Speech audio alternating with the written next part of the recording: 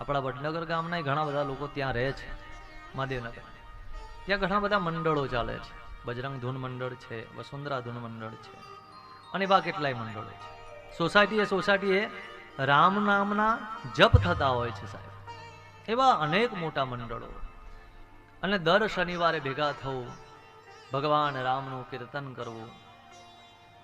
આ વ્યસ્ત સમાજમાં રહેવા છતાંય એ શનિવારની એ ધૂનમાં તમે જાઓ ને તો તમને જે આનંદ આવે ને એવો આનંદ તો કદાચ તમને ક્યાંય ના આવે, એટલો આનંદ હોય છે.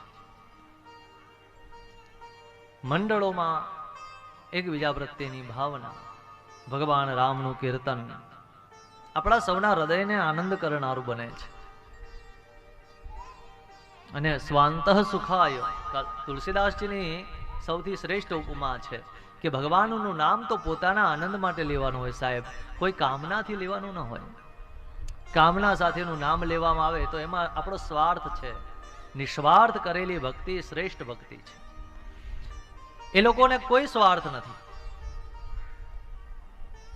એ બે મંડળો ચાલે છે, જે એમાં અનેક મંડળો છે, પણ બે મંડળો મોટા છે કે વસુંધરા ધૂન મંડળ અને બજરંગ ધૂન મંડળ.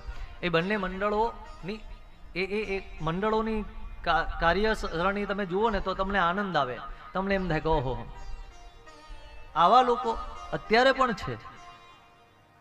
દર શનિવારે ધૂન કરવાની, વર્ષમાં 2 ધૂન એવી કરવાની જે અબોલ પક્ષીઓ માટેના ચણ ભેગા કરવાના. રામનવમી, મકર સંક્રાંતિ, આવી 2 તિથિઓમાં એવી ધૂન થાય છે. મકર સંક્રાંતિ એ લોકો રામધૂનની જોડી લઈને નીકળે અને જે અનાજ આવે, જે પૈસા આવે, જે દાણા આવે એ બધું ભેગું કરીને જંગલોમાં નાખી આવે.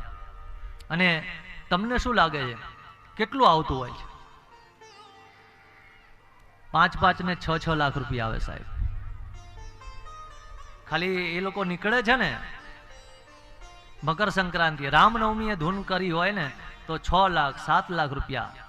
વિચાર કરો કેવા દાતાર છે લોકો. એમને શું સ્વાર્થ છે એમાં?